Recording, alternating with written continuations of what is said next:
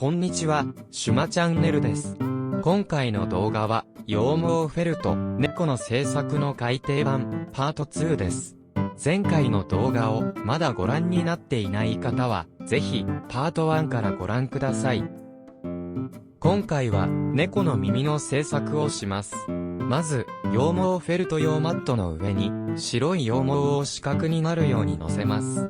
カットした羊毛の始まりと終わりの1センチほどを残して、時折裏返しながら、全体の厚みが均等になるまで差し固め、薄いピンク色を差し付けました。出来上がったら、三角形になるように、ハサミで対角にカットします。以前いただいていた質問で、特に多かったのが、耳パーツの作り方がわからない、というものでした。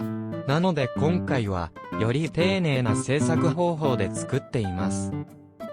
色付けが終わったら、刺し残しておいた部分を内側に折り返し、耳の縁を製作します。残しておいた毛は、耳の毛になりました。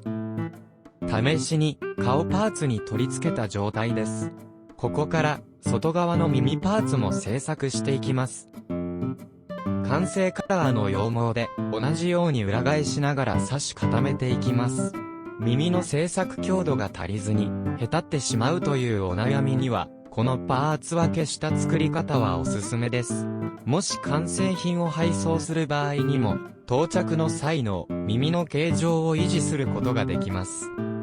しかし強度が増すよりも、リアルな薄い耳がお好みの場合は、この部分は作らずに、耳内側のパーツに、外側のカラーも差し付けましょう。より薄い耳を表現できます。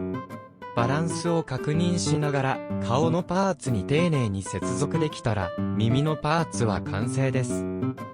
次は、体の部分の製作を始めましょう。まず、どんなポーズを作りたいかを考えていきます。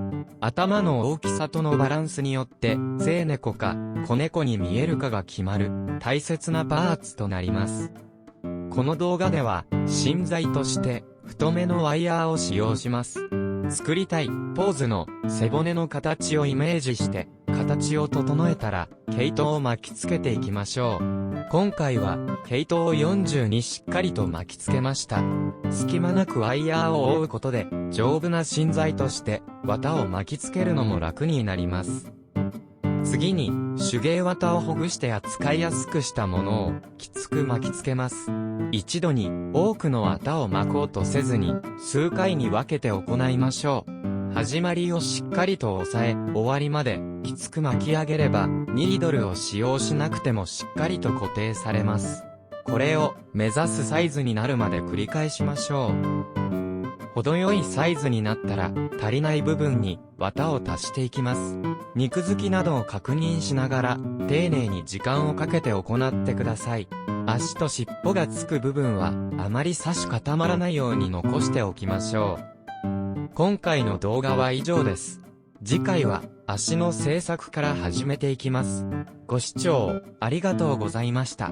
この動画が少しでも気に入っていただけましたら、高評価をお願いいたします。